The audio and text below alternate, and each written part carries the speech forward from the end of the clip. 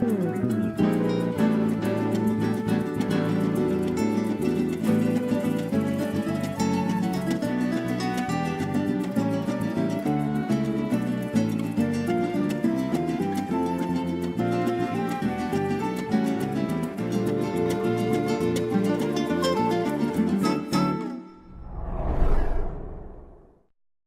están, amigos? Bienvenidos a su programa Compliance México. Es el programa 19. Estamos viendo operaciones entre empresas del mismo grupo. Es la segunda parte y tenemos como invitado al doctor José Manuel Miranda. Estamos en el área de cumplimiento fiscal y legal. Y ya en el programa anterior revisamos esta pregunta que nos hacía el ingeniero Jara, que es consejero, es parte del consejo de administración de un grupo de empresas, y dice: somos un grupo de empresas y por tener una misma administración no se dan las formalidades normales cuando realizamos operaciones intercompañías. ¿Qué obligaciones legales y fiscales podríamos estar incumpliendo? Y hemos estado tomando el tema con mi estimado José Manuel Miranda, desde el punto de vista de revisar los principales problemas que tenemos con un enfoque dirigido al empresario. Como ustedes saben, el doctor José Manuel Miranda de Santiago es conductor del programa Plano Jurídico. Plano Jurídico. ¿Nada más tienes ese programa? Sí. ¿Y qué ves en ese programa, mi querido José Manuel? Todos los aspectos relevantes en cuanto al derecho. En términos generales. En términos generales, legales, corporativos, por decirlo así, laborales, fiscales y penales. Ok, entonces en el programa Plano Jurídico los invitamos a que también le dediquen un tiempo a este programa. Y ustedes saben, en IMEFI TV tenemos realmente gente de la que podemos presumir. Nos da mucho gusto que tengan la confianza de estar trabajando con nosotros. Su programa Compliance México le tiene una pregunta. ¿Usted necesita proteger e incrementar su patrimonio empresarial y tener confianza en el futuro? Si la respuesta es sí, permítanos poner a su disposición nuestras soluciones. Y les voy a platicar acerca del diplomado Cumplimiento Normativo Empresarial Compliance México. Este es un diplomado de 80 horas dividido en 4 módulos de 20 horas que se toma los miércoles durante la tarde de 4 de la tarde a 9 de la noche y los jueves de 9 de la mañana a 2 de la tarde. Estamos en IMEFI Coyoacán, Tax Day Coyoacán, con este programa en la Ciudad de México. Tenemos el programa con inicios también en la ciudad de Querétaro. Les pido que por favor revisen los temarios completos y los inicios dentro de nuestra página o dentro de nuestras redes sociales. Este programa está dirigido a empresarios MIPYME e inversionistas y además al sector de directivos, asesores y contadores. En la parte de empresarios MIPYME, esto debemos recalcarlo.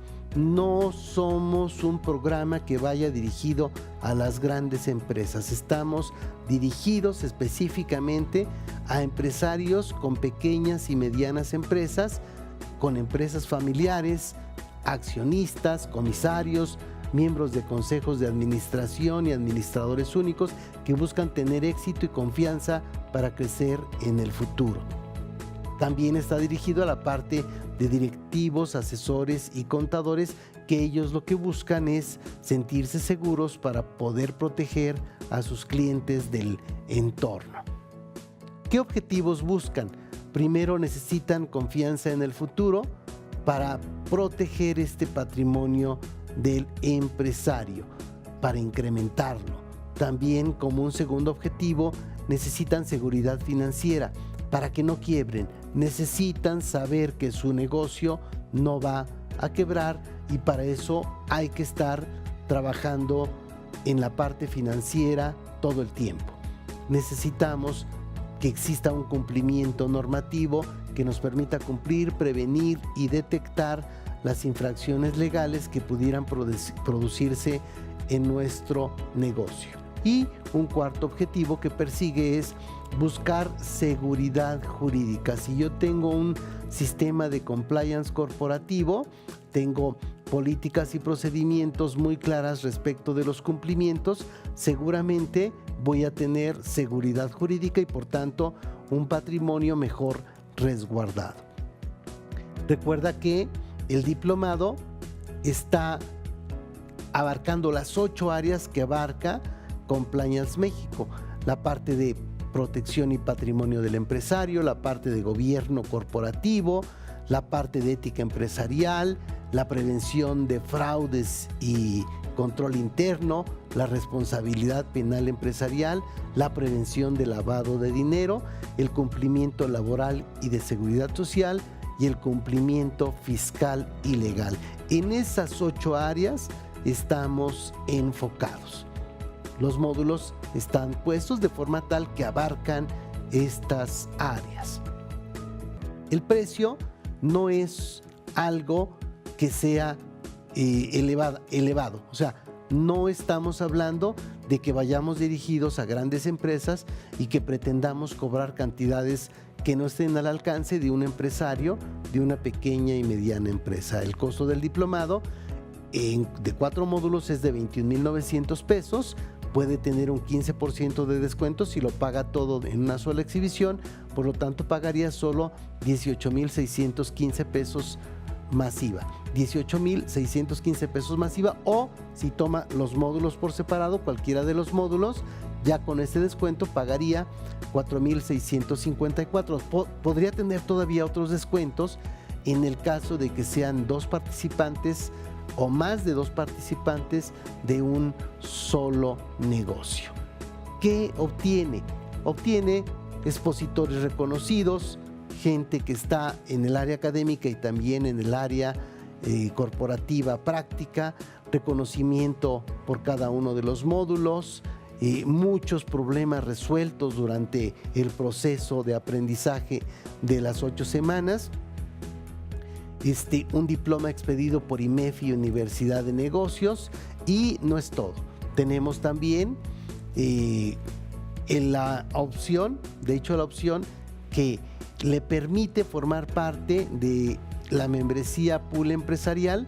Esta membresía Pool Empresarial es una reunión de empresarios, de gente como tú, que nos reunimos el último jueves de cada mes con presentación de libros por los propios autores, con mesas redondas, buscando soluciones en grupo a problemas que pueden ser para todos los mismos, y también puedo tener consultas por correo electrónico y telefónico con los especialistas de Tax Day. Eso también todo durante un año. Si esto consideras que te puede servir, no dudes en llamarnos. Estamos en el teléfono de la Ciudad de México, 63 87 44 50, en la extensión 111 y 112. Puedes encontrarnos en taxday.com.mx, enviarnos un correo a contacto@taxday.com.mx o dentro de redes sociales, dentro de Facebook, encontrarnos como Tax Day México o como Compliance MX. Soy tu amigo Javier Martínez y soy el director de este programa. La semana pasada decíamos que el concepto de precios de transferencia y el concepto de cumplir con todos estos requisitos legales tiene que ser algo que revise el director general y el director de área, y el consejo de administración debiera estar pensando en que las cosas se hacen bien, porque tiene un comisario que debiera estar revisando la gestión del negocio, y parte de la gestión del negocio nos lleva a que esto se esté realmente cumpliendo. No es algo sencillo, es algo que nos va llevando cada vez más y más a estas disposiciones.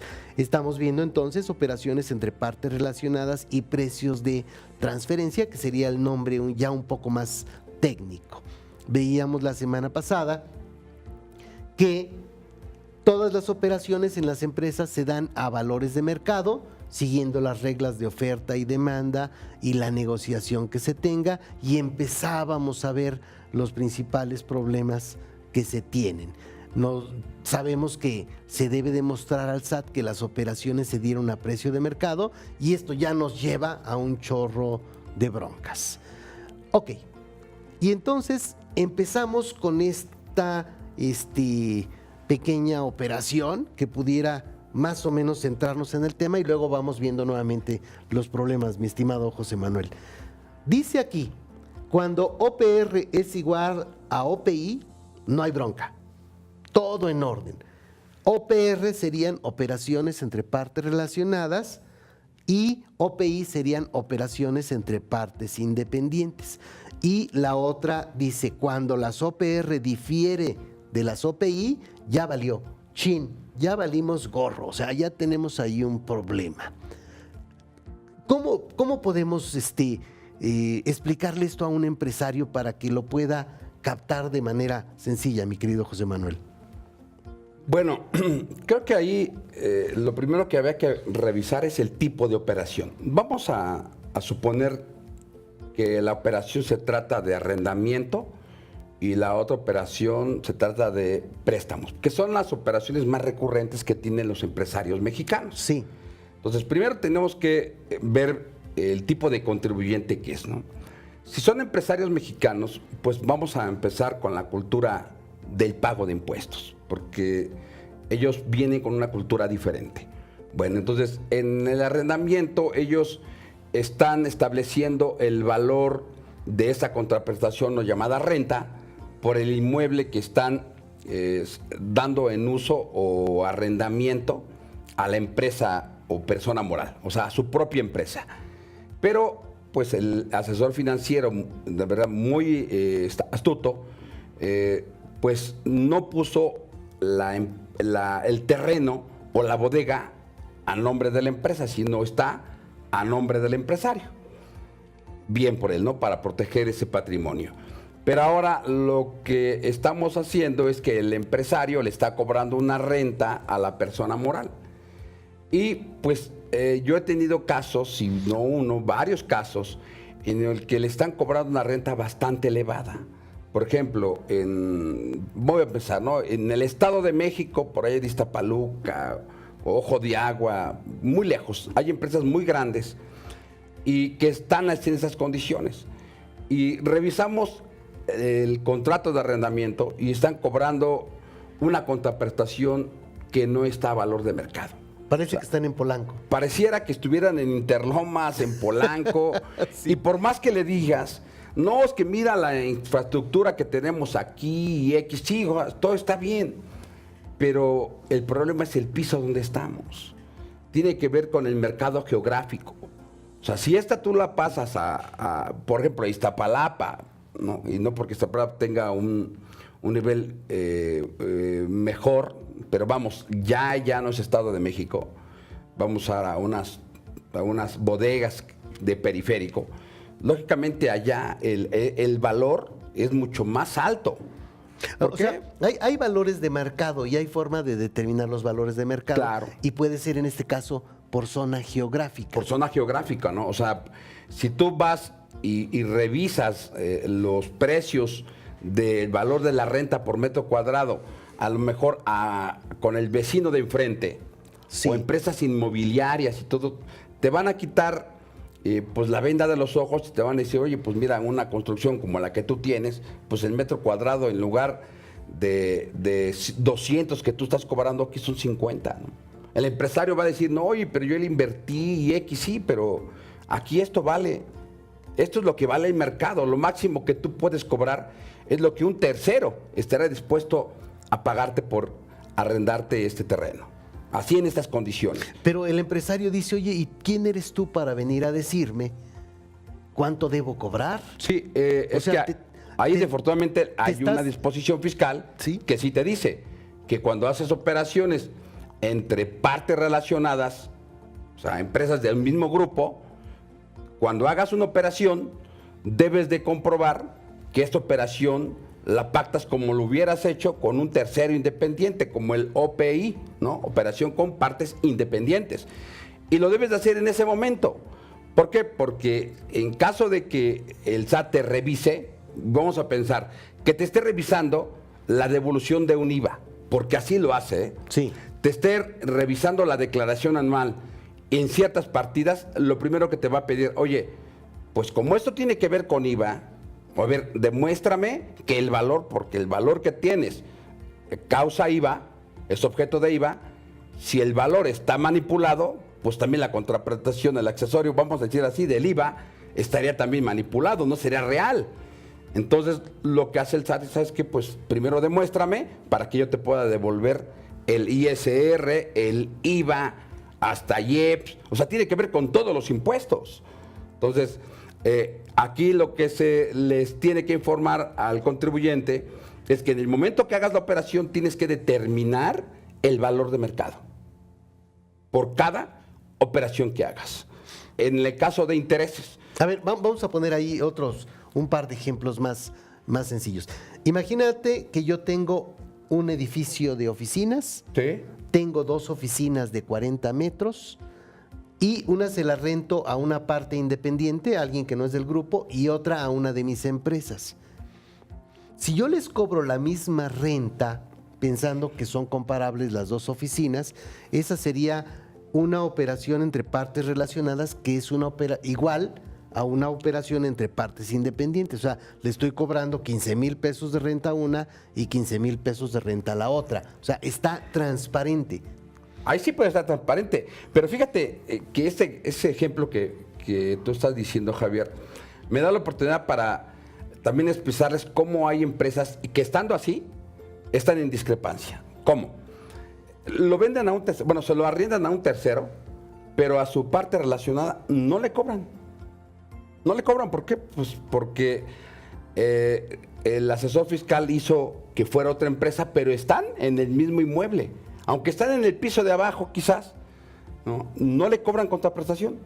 Entonces ahí es cuando se le recomienda, oye, si fuera un tercero, también de regalías te lo das en comodato, sin pago de contraprestación. No, pues no.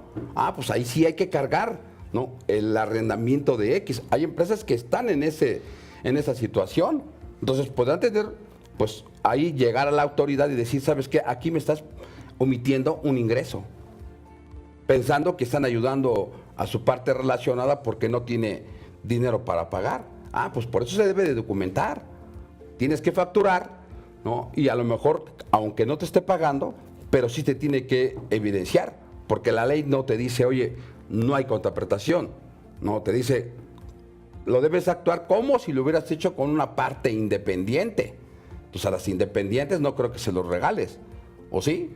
Si yo viniera aquí, Javier, y me pusiera en mi despacho, ¿me regalaría la renta? ¿No me cobrarías? Pues claro, o sea, Bueno, claro a ver, pensemos de esta forma. No te rento, te lo cobro como servicio. Ahí es otra cosa, porque ahí serás hablando de una compensación. Yo te presto un servicio y tú me das el arrendamiento. Entonces, vía compensación. No. Yo te presto un servicio, como en el caso de casa, habitación y hospedaje. O sea, tú vienes aquí y aquí tú tienes una oficina virtual, por ejemplo, o una parte de las oficinas, pero tienes derecho a la sala de juntas, etcétera, y entonces ya no es arrendamiento, ya es una prestación de servicio empresarial. Sí, claro. Sí, cuando ya hay bienes de por medio, pues ya se convierte en empresarial. Entonces, ahí ya es diferente la contraprestación. Hay que buscar Pero habrá empresas que igual. demostrar que sí existe. Sí, claro. Primero que nada, para empezar con el estudio, se parte de las bases que la operación es existente. Si no hay forma de probarlo. O sea, no puedes probar pues, lo improbable, ¿no? O sea, cualquier prueba de valor que le hagas sale realmente a la luz, ¿no? Ahora, tú dices, el asesor fiscal te dijo que hicieras esto. Oye, la realidad es que no es común encontrar que alguien tuvo a un asesor fiscal que se lo dijera, ¿eh? O sea, fue el propio empresario el que fue haciendo los negocios conforme él creía que debían hacerse. O sea, ahí va jalándole para un lado, va jalándole para otro. Obedecían a la vieja escuela, ¿no? O sea, no necesariamente tiene, digamos, la paciencia para sentarse con un fiscalista, para revisar la parte de estrategia, porque es un hombre orquesta, toda su vida ha funcionado así.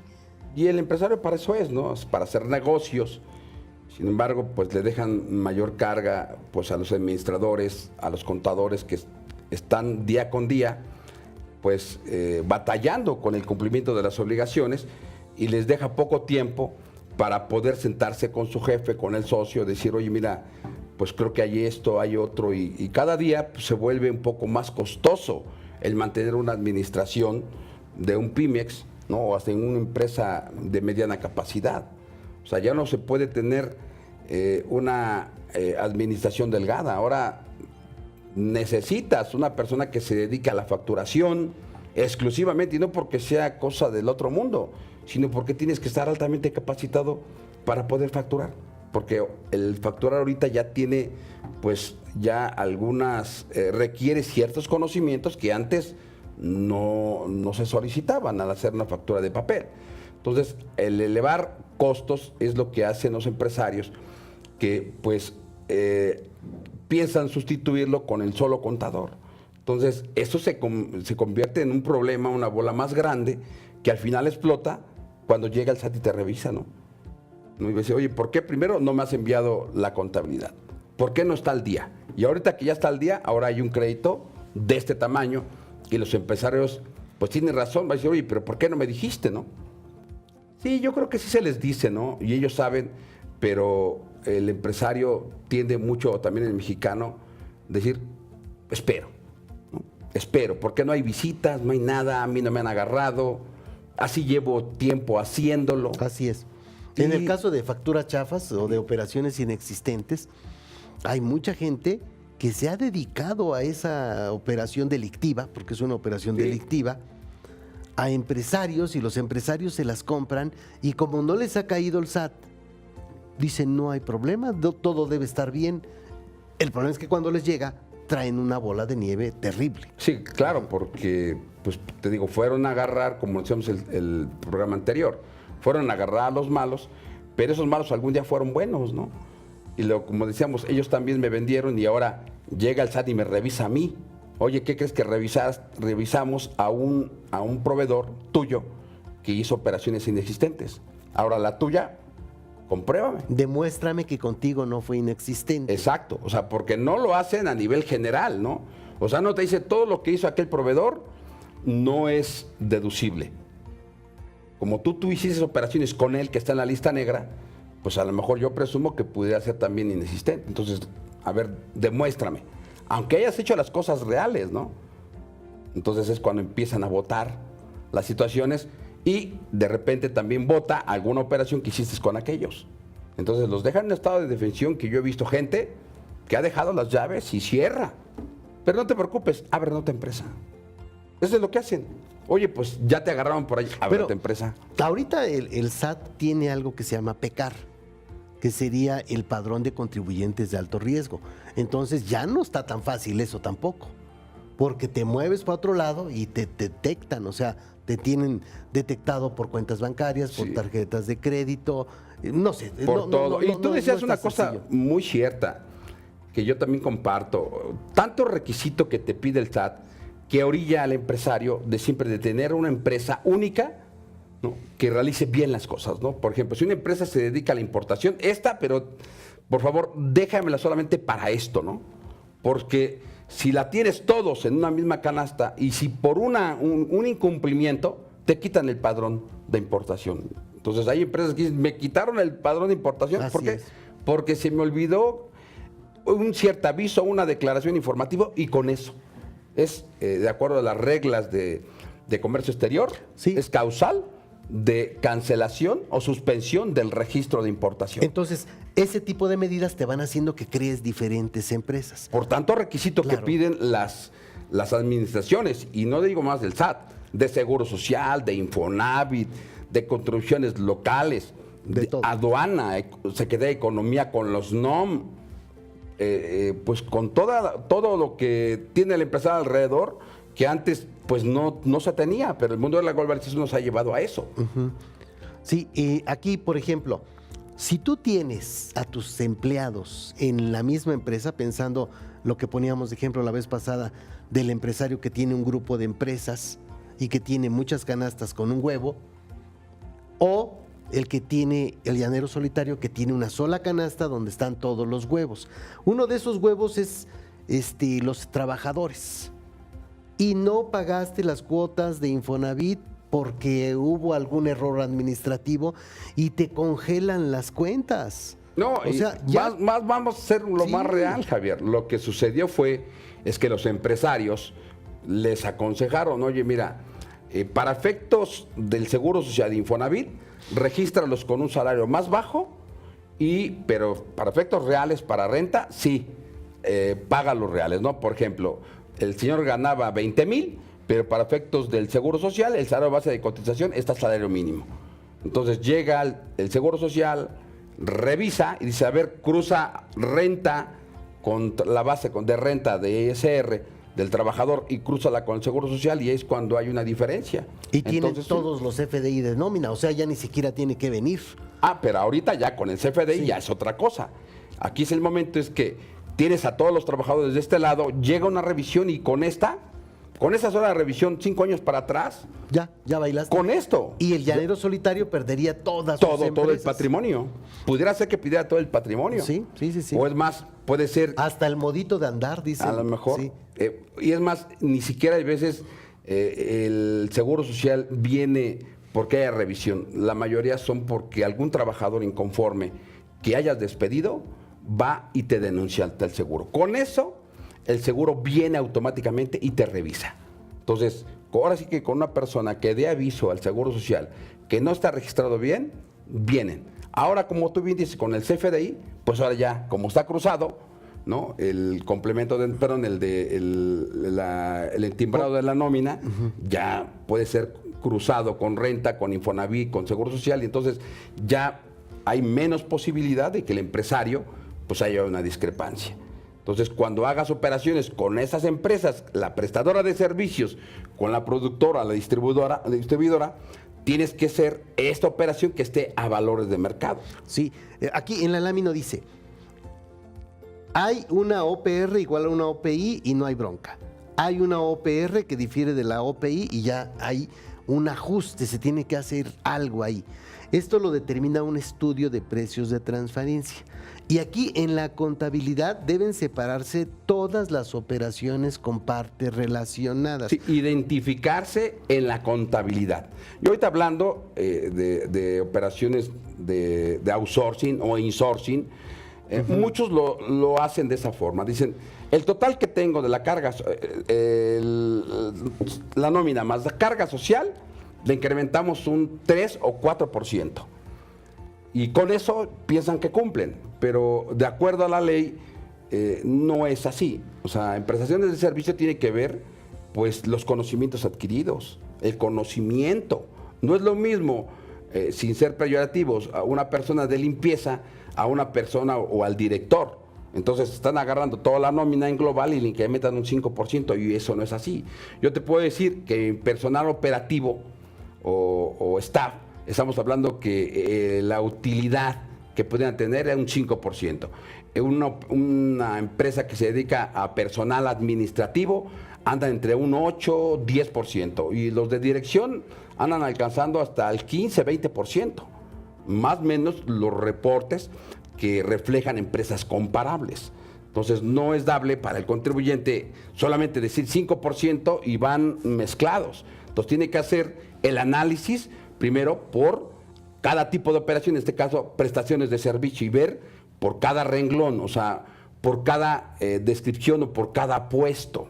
Entonces nosotros lo que hacemos es primero un análisis de la nómina, nos vamos inclusive a la evaluación de puestos para hacer un análisis interno y después un análisis externo. Determina cuál sería. ¿Cuál sería? O sea, el puede costo- ser que el costo- gerente... El costo, digamos, de la administración. Sí, porque fíjate, hemos detectado que empresas, por ejemplo, del ramo hotelero, el gerente, vamos, gerente del restaurante gana, no sé, 60,000 y el gerente de contabilidad anda en 30,000.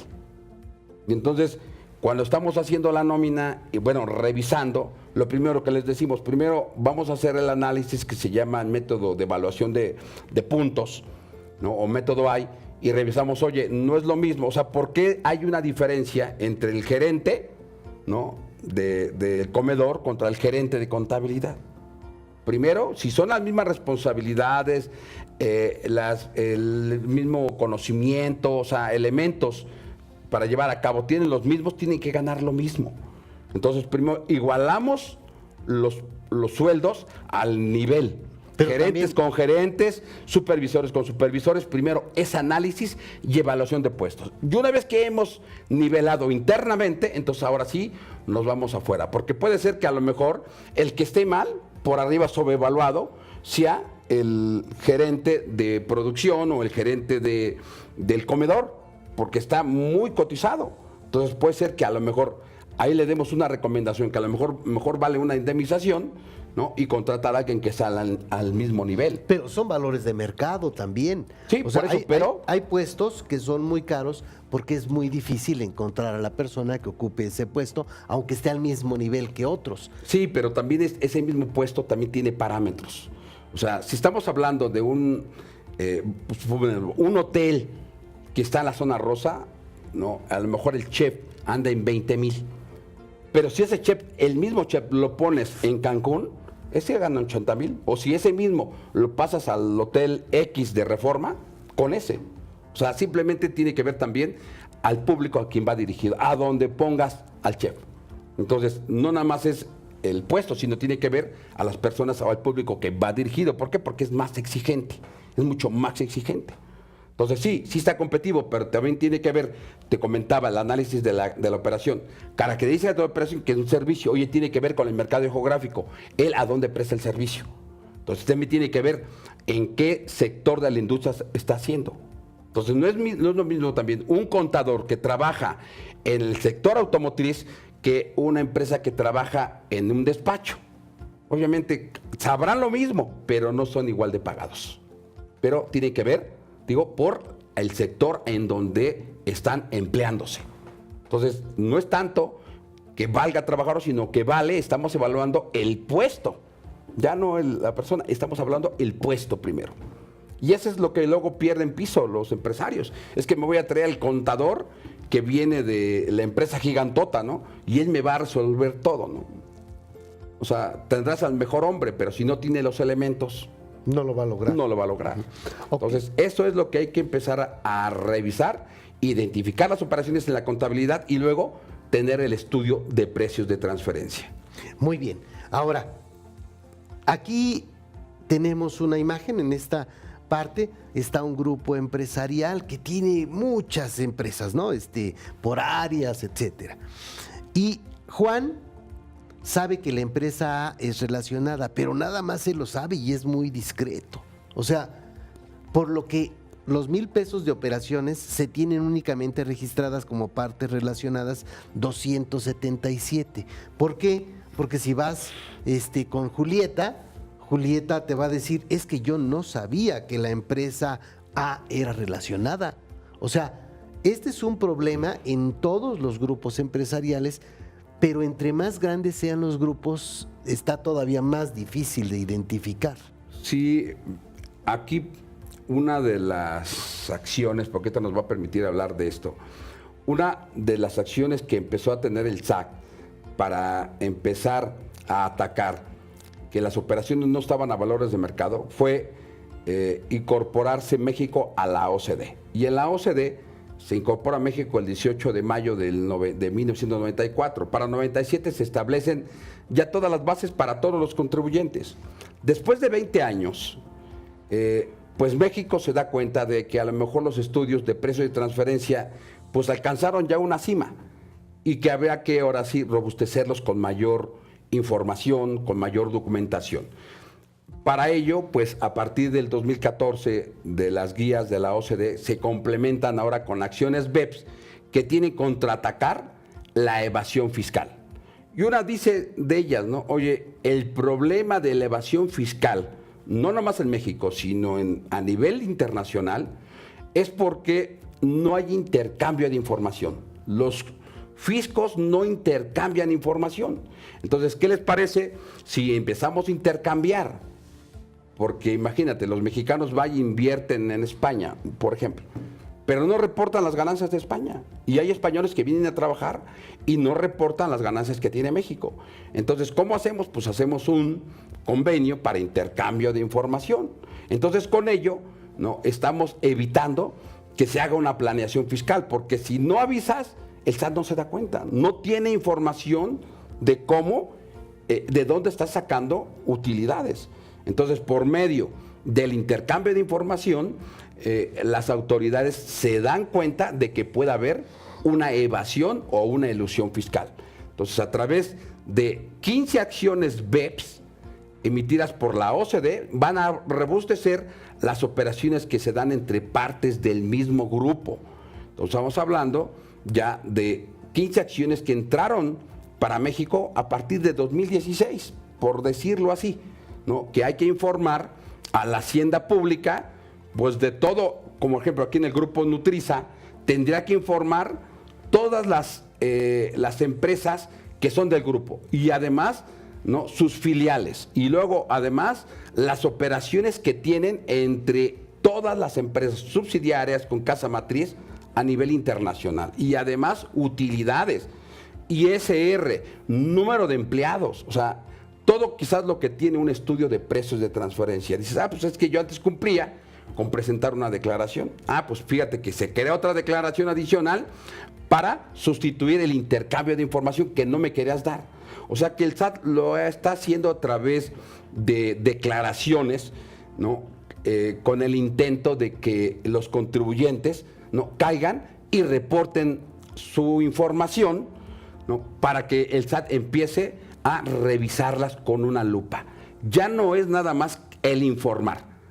O sea, saben que el contribuyente informa ahorita y entonces ve todas las cartas y se va a tener que acomodar y te va a decir, mira, aquí hay una planeación, aquí hay empresas que están, por ejemplo, la empresa que vende carnes aquí, o chocolates, debe estar reportando un 10% como comparables. Entonces yo al revisar como la lámina que tienen en su pantalla, veo por cada tipo de empresa, porque ya me informaste, y entonces yo voy a recaracterizar. El SAT tendrá facultad para recaracterizar la operación y te va a decir, de acuerdo a los activos que tienes tú, a la operación que tienes, me tienes que estar reportando un 20% y tú tienes reportándome el 5%.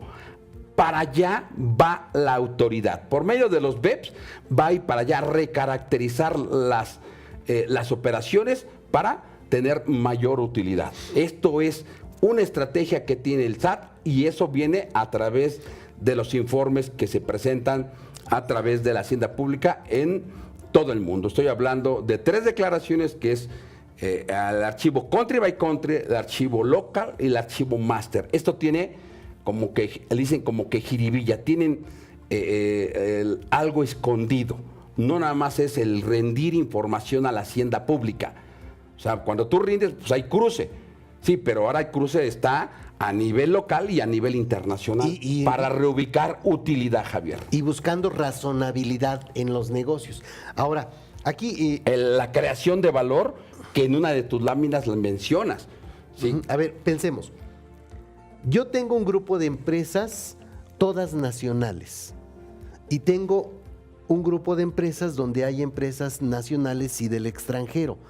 ¿Las declaraciones BEPS me aplican cuando son solo nacionales o solo me aplican cuando tengo partes relacionadas del extranjero? Sí, las BEPS, de acuerdo al artículo 76A de renta, solo aplica para aquellos grupos que tienen ingresos mayores a 644 millones.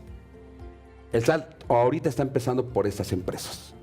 Si es un grupo local que entre la suma de estos ingresos rebasa 644, entonces debes de presentar el archivo local. Oye, pero también tienes operaciones con el extranjero, entonces debes de presentar el local más el archivo master.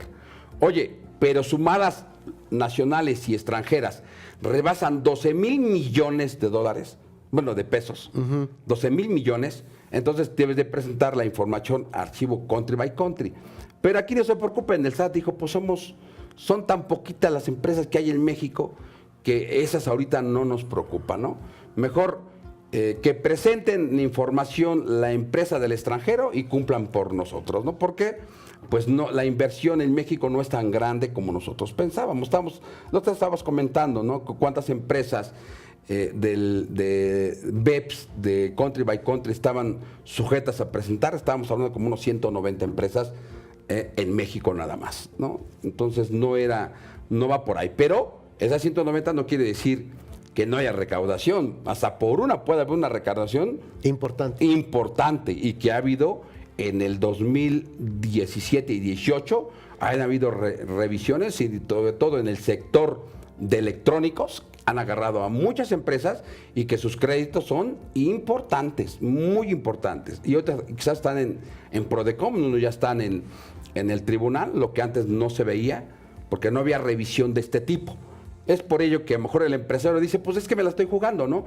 No pasa nada, no me han caído, ¿no? Bueno, ahora te informo que ya hay mucha revisión en declaraciones informativas y que ahorita ya hay pues algunos litigios que se están resolviendo primero en la Prodecom. Como no hay pues acuerdo, pues entonces sí se van a lo contencioso y ahí el problema es que ahí debes de garantizar y el crédito son millonarios. Entonces los abogados pues te van a cobrar por el crédito que te van a defender. Te sale más caro el caldo que las albóndigas. Pero en algunos casos yo he visto que hay empresas grandísimas que no pagan impuesto. Así. Y piensan que porque esas empresas han perdido toda la vida y que no se han recuperado. Y ellos están conscientes de que están bien. Pero el SAT, tiene toda la información para decirte, oye, es que tú estás sobrevaluada las operaciones. Cuando estaba Felipe Calderón, hizo un análisis de los grupos que consolidaban en México y determinó que en promedio pagaban anualmente 76 pesos. O sea, el importe a una cajetilla de Marlboro es lo que pagaban como grupo. Tú dices, oye, pues está todo dar, o sea, yo quiero estar en México. Por eso fue una parte en la que la consolidación se eliminó. Te convencen los grupos que consolidan en México, pues no pagaba. Pero a lo mejor eso vino con secuelas, ¿no? Como ahorita lo que está haciendo el presidente ahorita, Enrique Peña Nieto, que invita a gente de Alemania para invertir en 7 zonas aquí estratégicas, para que inviertan, generen empleo, porque esa es parte de sus funciones, generar empleo, porque la población económicamente activa crece más que pues la creación de empleos. Entonces, pues el presidente tiene pues la obligación de crear esas fuentes de empleo, pero llegan los alemanes y les dicen, oye, pues es que mira, tienes esos problemas, ¿no? De huelgas, los salarios que están bajos. Hoy en El Economista acaba de decir que lo están presionando para que pues incrementen los salarios de los trabajadores, porque si no también tienen problemas de huelga, ¿no? Entonces, el presidente pues se compromete a un X tiempo a una amnistía fiscal. Está diciendo 10 años sin pagar impuestos. Los empresarios deben tener una seguridad. Vienen 10 años aquí a invertir y después de los 10 años tienen que empezar a pagar. Pero se les olvidó. ¿Por qué? Porque las empresas se fusionaron, se escindieron, ahora son la empresa A se convierte en empresa B y ya se les olvidó. No, y piensan que nunca pagaban y que nunca van a pagar. Además se siente bien no pagar. Sí, no, y aparte, pues tuvo mucha utilidad. Dices, es que a mí me dieron amnistía fiscal y yo llegué a dar fuentes de empleo. Y con eso, mira, oye, pero pues sí, está bien, pero fueron por 10 años. Entonces ya llega el tiempo en que ahora sí ya debes de regresar, ¿no? Quien te dio esa oportunidad aquí, pues México. Entonces, muchos se les olvida, como decías tú, Felipe Calderón, sí, pero hacia atrás, ¿no? Sí. Les dio facilidades, es parte, ¿no? Bueno, pero hablando ya de este negocio, se cierra el paso y dice, ahora sí, me empiezas a reportar. Oye, que hay una amnistía fiscal, ok. Entonces, hacemos ciertos ajustes para revisar, oye, si estuvieras en una situación de no amnistía, ¿cuánto pagarías, no? ¿Cuál fue la operación? ¿Cuál fue la razón, primero, de negocio que te llevaron aquí? ¿No? La razón fue aquí por el salario bajo, quizás, porque había un parámetro de no pago impuestos aquí en México, que eso fue la razón de negocios que me llevó a invertir aquí en México. ¿Por qué no otra parte? No, por la estrategia fiscal que ofrece México, las oportunidades por las planeaciones fiscales, por el régimen de consolidación, por la empresa editorial. Hasta en algunos casos pensaban que México era un paraíso fiscal por tanta facilidad fiscal que se tenía. Ahora estamos pagando, ¿no? Todos esos beneficios de pertenecer a un grupo del primer mundo, por ser de la OCDE. Muy bien, pues excelente. Yo creo que este tema es por demás amplio, no está nada sencillo que lo abordemos tan a detalle. Sin embargo, sí está quedando claro que tienen que ser todas las operaciones entre empresas de un mismo grupo a valores de mercado. Y para eso debe haber un estudio de precios de transferencia en donde se analizan por un tercero que las estrategias que dice el empresario que para él son las correctas realmente estén sustentadas con una opinión de un especialista. Independiente, porque luego hay veces dicen, no, pues que el auditor no me dijo nada, pero el auditor pues no tiene esa independencia mental. El auditor hace la auditoría y solicita el estudio de precios de transferencia, y el estudio de precios de transferencia es otro profesionista que tiene otra visión, otros conocimientos, otra forma de analizar las cosas. Sí, las empresas que han caído es porque el mismo auditor es el mismo que hizo el estudio, entonces los cubren, y en el momento que ha llegado la autoridad, pues lo primero que he encontrado es que no hay estudio. ¿Y por qué? Porque el auditor pues es juez y parte.